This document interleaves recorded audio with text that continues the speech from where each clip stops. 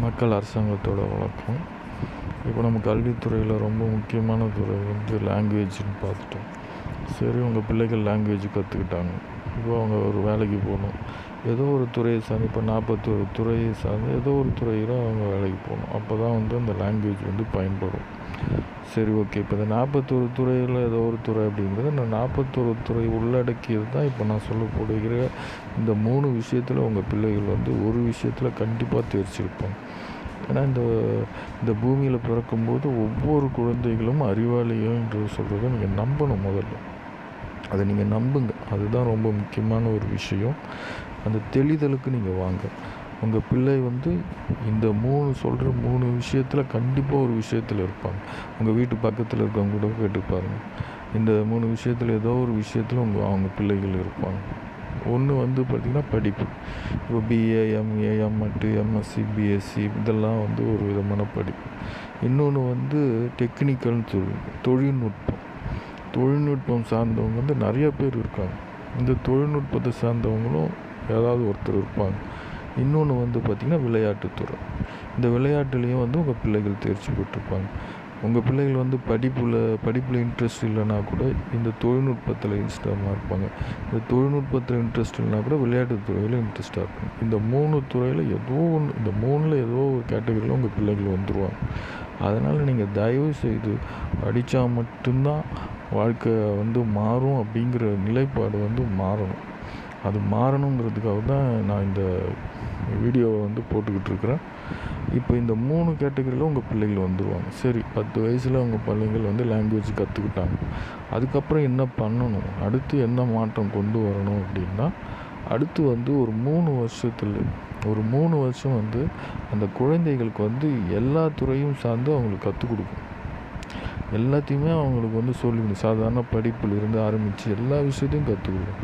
அந்த 3 விஷயத்தில் அவங்க கவனிக்கணும். அந்த பிள்ளைகளுடைய வளர்ச்சி வந்து எதில் இருக்குது, அதில் இன்ட்ரெஸ்ட் அவங்களுக்கு எதில் இருக்குது அப்படின்னு நீங்கள் அவங்கள பார்த்தீங்க அப்படின்னா, சில பசங்க வந்து நல்லா படிப்பாங்க. சரி, அவங்க படிப்பு சார்ந்தவங்க, அவங்க படிப்பு தெரிஞ்சவங்க, அவ்வளோ. சில பிள்ளைகள் படிக்க மாட்டாங்க. தொழிலில் வந்து நிறைய இன்ட்ரெஸ்ட் இருக்கும். ஒரு டெக்னிக்கல் தொழில்நுட்பத்தில் வந்து ஒரு மிஷினை கழட்டி மாட்டுறது, ஒரு பொருளை வந்து கழட்டி மாட்டுறது, ஒரு பொருளை பற்றி திறனாய்வு பண்ணுறது, ஒரு ஆராய்ச்சி பண்ணுறது, இதில் இருப்பாங்க. சரி, இப்போ இவங்க வந்து தொழில்நுட்பத்துறையில் வந்து இவங்க தேர்ச்சியில் இருக்கிறாங்க அப்படிங்கிறது தெரிஞ்சுக்கணும். அதுக்கப்புறம் என்ன பண்ணணும், இன்னொன்று வந்து விளையாட்டு.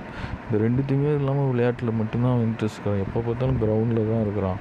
எப்போ பார்த்தாலும் பேட் மேலே தான் அவனுக்கு ஆர்வம் அதிகமாக இருக்குது. எங்கே விளையாட்டு நடந்தாலும் போய் சேர்ந்துடுறான் அப்படிங்கிற மாரி அந்த இது இருக்குது. அப்போ இது விளையாட்டுத்துறையில் அவருக்கு இன்ட்ரெஸ்ட் இருக்குது. விளையாட்டுத்துறையில் உங்கள் பிள்ளை இந்த 3 கேட்டகரியில் ஒரு கேட்டகரி உங்கள் பிள்ளை வந்துடுவாங்க. அதனால் வந்து உங்கள் பிள்ளைகள் வந்து படித்தா தான் மாறுன்ற நிலையை வந்து தயவு செய்து மறந்துடுங்க. அதை தான் வந்து நீங்கள் கொண்டு வரணும். அரசாங்கத்துக்கிட்ட சொல்லி முறையிட்டு நீங்கள் கொண்டு வர வேண்டிய விஷயம் இதுதான். அந்த லாங்குவேஜ் கற்று முடிச்சாச்சு. அடுத்து நீங்கள் பண்ண வேண்டிய மாற்றம் வந்து இதுதான். இந்த மாற்றத்தை நீங்கள் கொண்டு வந்துட்டீங்க அப்படின்னா உங்கள் பிள்ளைகள் வந்து வளர்ச்சி அடைஞ்சிருவாங்க. இன்றைக்கி வந்து பார்த்திங்கன்னா படித்தவங்க நிறைய சம்பாதிக்கிறாங்க. பெரிய லெவலில் சம்பாதிக்கிறாங்க, பெருசாக சம்பாதிக்கிறாங்க. தொழில்நுட்பத்தில் வந்து சேர்த்தவங்கள வந்து படித்தவங்க அந்த தொழிலை கற்றுக்கிட்டு அதுக்கப்புறம் வந்து பெருசாக சம்பாதிக்கிறாங்க. அதுக்கப்புறம் வந்து படித்தவங்க தொழில்நுட்பத்துக்கிட்ட விளையாட்டுத்துறையிலே அதிகமாக சம்பாதிக்கிறாங்க. இன்றைக்கி விளையாட்டுத்துறை வந்து மிகப்பெரிய லெவலில் போயிட்டுருக்கு. உங்களுக்கே தெரியும், இந்த ஐபிஎல் அந்தமாரி நிறைய ஒருத்தன் மேலே பணம் கட்டுறது. இவன் வந்து எனக்கு வந்து இவ்வளோ பயன்படுவான், எனக்கு வந்து இவ்வளோ மதிப்பு மிக்க மனிதனாக தெரிகிறான் அப்படின்னு சொல்லி அவன் மேலே கோடிக்கணக்கில் இன்வெஸ்ட்மெண்ட் பண்ணுறது, இதெல்லாம் வந்து நிறையா நடந்துக்கிட்டு இருக்கு.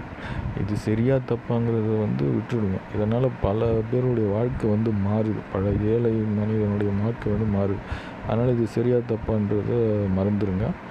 இப்போ நான் சொல்கிற இந்த 3 விஷயத்தில் உங்கள் பிள்ளைகள் வந்து கண்டிப்பாக ஒரு விஷயத்தில் வந்துடுவாங்க. அதில் அவங்களுக்கு ட்ரைனிங் பயிற்சி கொடுக்கும். ஒரு படிப்புனா படிப்பு சார்ந்து அவங்க படிக்க வைக்கிறது, அவங்களுக்கு எக்ஸாமு, அவங்களுக்கு அந்த இப்போ தொழில்நுட்பத்தை சார்ந்த படிப்பு அப்போவே ஆரம்பிச்சிடணும். அந்த குழந்தைங்க அப்போவே ஆரம்பிச்சிடணும். அந்த தொழில்நுட்பத்தை சார்ந்த படிப்பு அவனுக்கு அப்போவே கற்றுக் கொடுக்க ஆரம்பிச்சிடணும். அந்த தொழில்நுட்பத்தில் அவன் எப்படி வருவான், அவன் எப்படி சிறந்தவன், அப்போ விளையாட்டுத்துறையை சார்ந்து அப்போவே அவனுக்கு கற்றுக் கொடுக்க ஆரம்பிச்சிடணும். அந்த 3 வருஷத்துக்குள்ளே அவனுக்கான அந்த விஷயத்தை வந்து தெரிஞ்சுக்கணும். அது தெரிஞ்சுக்க தான் ஆசிரியர்கள் நியமிக்கணும். அந்த ஆசிரியர்கள் வந்து அவங்களுக்கு வந்து அந்த விஷயத்தை வந்து தெரியப்படுத்தும்.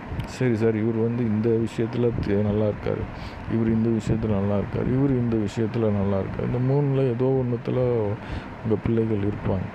அப்போது ஈஸியாக வந்து அவங்களுடைய வாழ்க்கை வந்து மாறுறதுக்கான வாய்ப்புகள் இருக்குது. இப்போ லாங்குவேஜ் முடிஞ்சு போச்சு, அடுத்து வந்து இந்த எந்த துறையில் இருக்கோ அந்த துறை முடிஞ்சு போச்சு, அவ்வளோதான். இனிமேல் என்ன இருக்குது? அவங்க பாட்டு கற்றுக்க வேண்டியது, போய் சம்பாதிக்க வேண்டியது, சம்பாதிச்சு சந்தோஷமாக குடும்பத்தை சந்தோஷமாக வச்சுக்க வேண்டியது, இவ்வளோ தான் முடிஞ்சு போச்சு. ரொம்ப சிம்பிள். படிப்பு நீங்கள் நினைக்கிற மாதிரி ரொம்ப கஷ்டமானதெல்லாம் ஒன்றுமே கிடையாதுங்க. கஷ்டமானதாக மாற்றிக்கிட்டு இருக்கோம், கஷ்டமானதாக ஆக்கிக்கிட்டு இருக்கிறோம். ரொம்ப படிப்பை வந்து ரொம்ப கஷ்டமாக மாற்றிருக்கோம். இது எனக்கு ரொம்ப மன வருத்தத்தை கொடுக்கக்கூடிய ஒரு விஷயமா அமையுது.